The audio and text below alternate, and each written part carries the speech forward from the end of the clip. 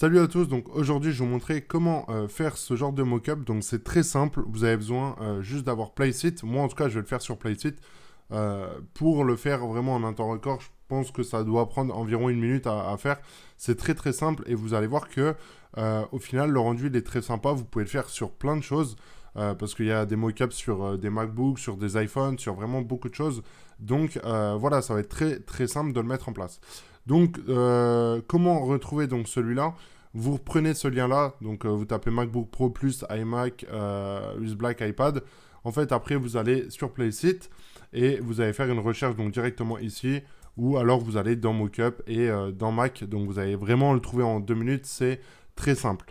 Ensuite, ce que vous devez faire, c'est d'avoir une page. Donc imaginons qu'on veuille mettre cette page-là dans les 3 mockups. Donc ça va être très simple. Moi, je dois faire des screens pour les ajouter ensuite sur Placeit. Pourquoi?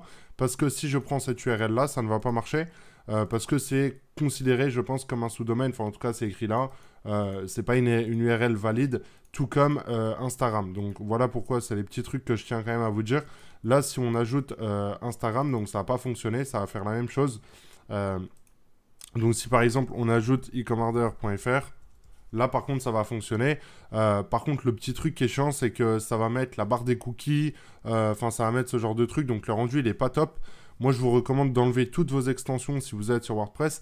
On va essayer sur Shopify. Donc là, vous voyez, il y a la petite barre des cookies. Donc, ça rend pas super bien. Mais en tout cas, en termes de rapidité, c'est beaucoup plus simple. On va juste prendre un site Shopify pour voir comment ça rend. Donc, site.myshopify.com. On va taper bébé, on va trouver un site en 2 minutes. Je vais juste regarder comment ça rend. Donc, excuse-moi, la personne qui appartient, enfin qui a ce site-là. On va juste faire un test si ça marche, parce que ça peut être très utile aussi pour voir les différents points. Je n'ai jamais testé sur Shopify, mais d'après le temps que ça m'a chargé, ça doit marcher, donc c'est cool. Donc voilà, très très simple de faire ce genre de truc. Donc là, voilà, on a le rendu qui est top. Donc moi, comment je fais, vu qu'on ne peut pas ajouter d'URL sur de system.io à Placeit. Donc vous allez voir comment je fais.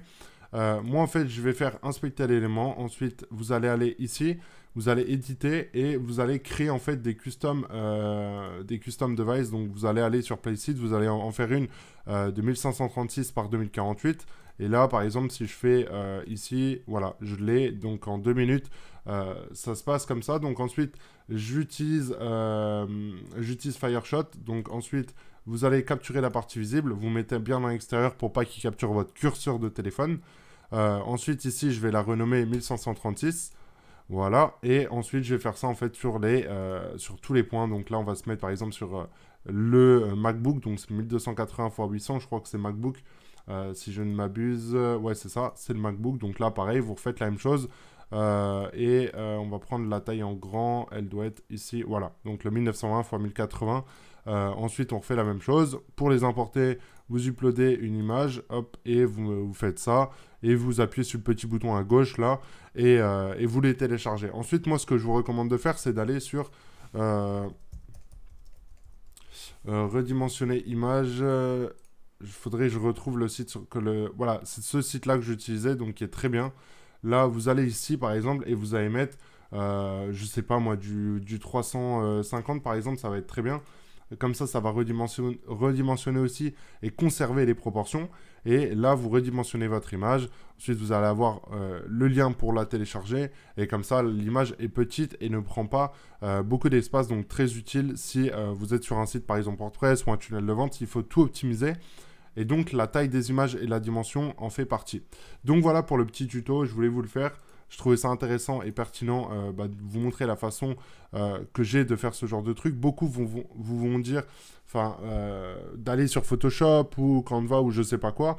Et en fait, d'ajouter une par une les images, de les... je sais pas, par exemple, on va prendre une image, on va aller sur Photoshop en 2 minutes, on va la redimensionner. Vous voyez, vous devez faire ça, etc. La mettre bien. Enfin, c'est chiant et ça prend du temps.